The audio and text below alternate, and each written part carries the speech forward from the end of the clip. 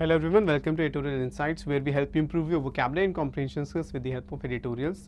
और आज हम एक एडिटोरियल पढ़ेंगे एक कैनेडियन अमेरिकन हिस्टोरियन के बारे में. She recently passed away and एक थोड़ा डिफरेंट एडिटोरियल होगा, उनके वर्क के बारे में होगा. तो जो हम नॉर्मली रीड करते हैं इकोनॉमी के बारे में, इंटरनेशनल रिलेशंस के बारे में, तो उससे थोड़ा डिफरेंट होगा, ताकि अगर डिफरेंट टाइप के पैसेजेस पढ़ने की हमें आदत होनी चाहिए तो हम उससे भी फेमिलियर रहें. So before we start you can check PM's practice pro. ये कोर्स अभी रिसेंटली हमने लॉन्च किया है and it includes both PM banking pro and also PM banking PDF course. तो पीएम बैंकिंग प्रो जो इसमें इंक्लूडेड है उसमें है जितने भी major bank and insurance exam के मॉक टेस्ट हैं, so more than 5000 mock test और 20,000 questions, different difficulty level, different pattern के questions. So you can get it at the price of 999. आपको कूपन कोड यूज़ करना है PM20 and this will help you prepare for your exams अगर आप multiple exams target कर रहे हैं तो. Okay, and ठीक है, तो आज जो हमारे द इंडियन एक्सप्रेस का एडिटोरियल है वो है रिमेंबरिंग नैटली जेमन Davis, the historian of small things. जो एक ऐसे पर्सनालिटी, कैसे हिस्टोरियन थी जो छोटी डिटेल्स को, स्मॉल डिटेल्स के ऊपर फोकस करती थी और वो कितने इम्पॉर्टेंट होती हैं, और जो व्यूअर्स हैं, रीडर्स हैं, उनके लिए उन डिटेल्स का इम्पोर्टेंस बताना, लेकर आना, तो उन चीज़ों पर फोकस करती थी. तो क्विकली आपको ये पैसेज रीड करना है. पैसेज के एंड में वोकैब क्वेश्चन है वो अटेम्प्ट करना है, फिर हम डिस्कस करते हैं.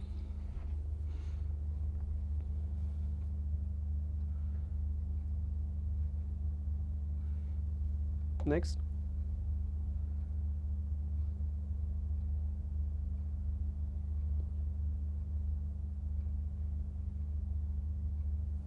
नेक्स्ट.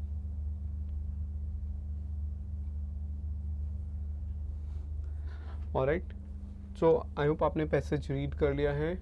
ठीक है, तो ऐसा नहीं कि जितना, अगर 4-5 सेकंड्स के लिए अगर आपको पैसेज दिख रहा है तो 4-5 सेकंड्स में रीड करना, दैट्स नॉट पॉसिबल. आपको सेशन को पॉज करना है, फिर पैसेज रीड करना है अपने पेस पे. ठीक है, धीरे धीरे वो पेस बढ़ने लगेगा आपका. ओके, तो आपको रैटल का क्लोजेस्ट मीनिंग बताना है. कौन सा वर्ड क्लोजेस्ट जो मीनिंग है कन्वे कर रहा है? Unnerve, absurd, appease, insidious and ridicule. तो ये 5 वर्ड्स हैं. ठीक है, आप अपना आंसर मार्क कर दीजिए. पैसेज एंड करके हम डिस्कस करते हैं. Alright, so what is social in social history? Does the quotidian offer insights into cultures of the past?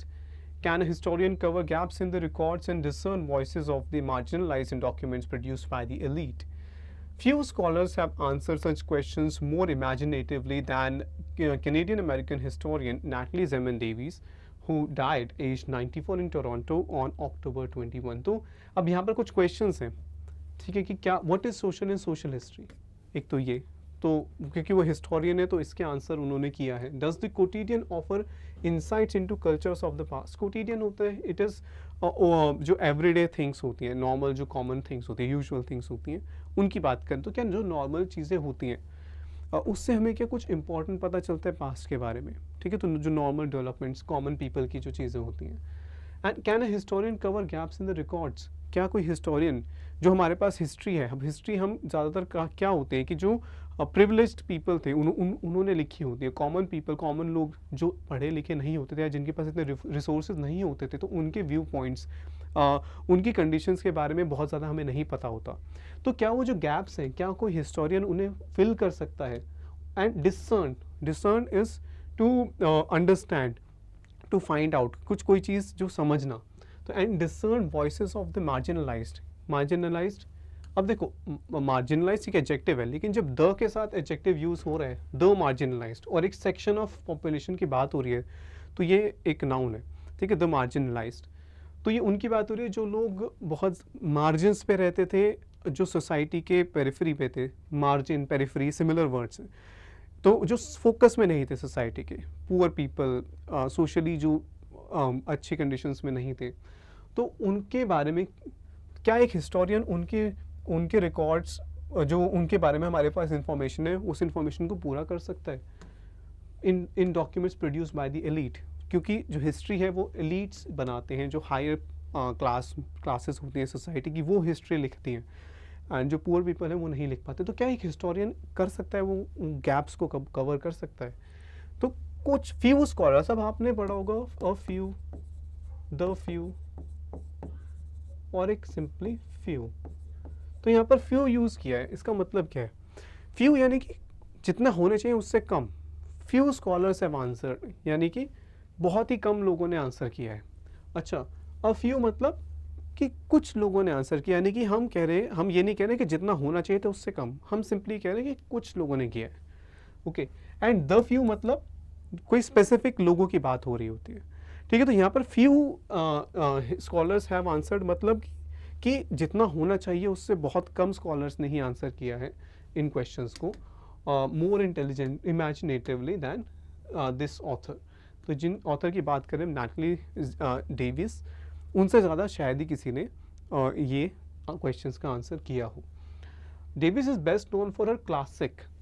कोई भी बुक, कोई भी मूवी या फिर आर्ट, कोई भी इन सब चीज़ों की जब हम बात करते हैं तो उसमें क्लासिक होता है जो बहुत लंबे टाइम से पॉपुलर रहा है और जिसको लेके बहुत पॉजिटिव रिस्पांस हमने देखा है लंबे टाइम से। तो उनके क्लासिक है, बुक है, ठीक है, द रिटर्न ऑफ मार्टिन गेर।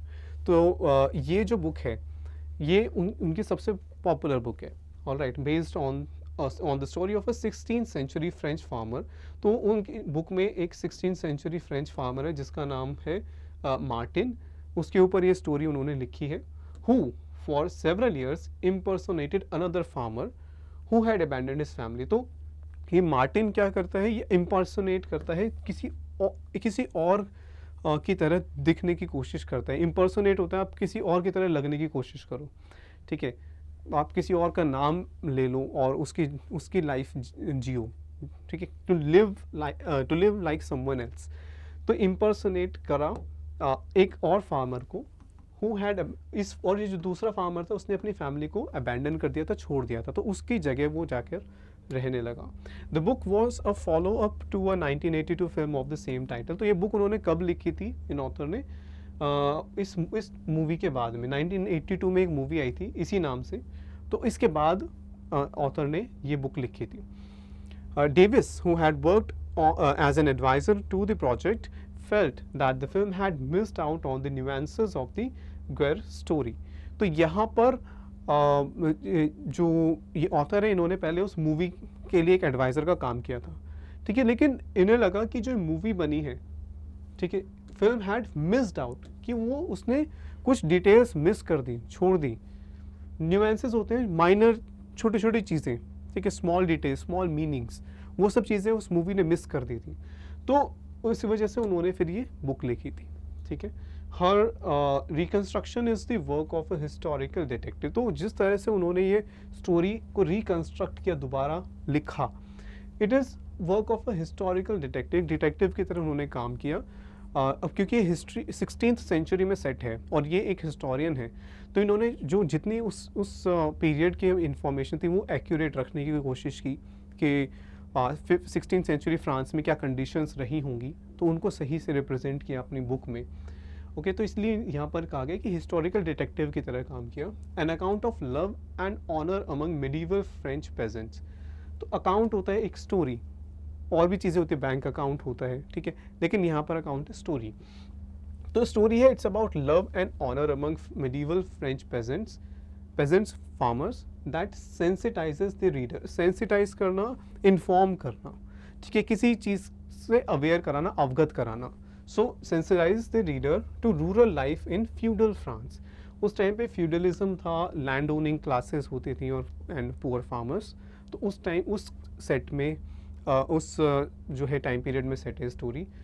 अब यहाँ पर कोट किया हुआ है एक ये डेविस ने एक लाइन कही थी, what I offer you here is in part my invention held tightly in check by the voices of the past. ठीक है, इस टाइप के जैसे जब कई बार पैसेज में सेंटेंसेज होते हैं तो उसमें क्वेश्चन इनसे आ जाते हैं कि what does the author mean when he और she says this.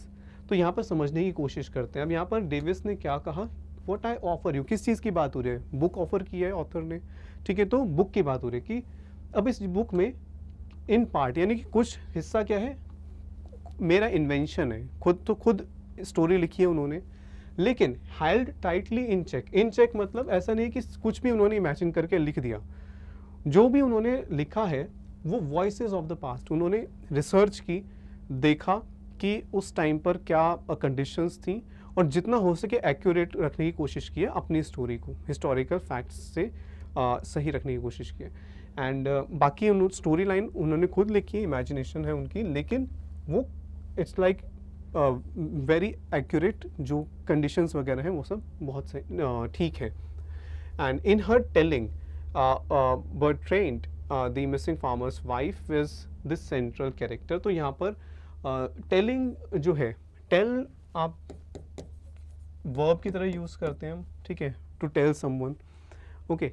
And telling जो है एक एडजेक्टिव की तरह भी यूज होता है, एडजेक्टिव की तरह, it is a telling account. Telling मतलब कि बहुत ज़्यादा जो है रिमार्केबल, बहुत इम्पॉर्टेंट, सिग्निफिकेंट, ठीक है, वो उस वहाँ हम यूज़ करते हैं। या फिर टेलिंग एक नाउन की तरह भी यूज़ होता है, जहाँ पर इसका मतलब होता है एक कोई स्टोरी बताना, ठीक है। तो यहाँ पर स्टोरी सुनाना, स्टोरी बताने वाला मीनिंग है। In her telling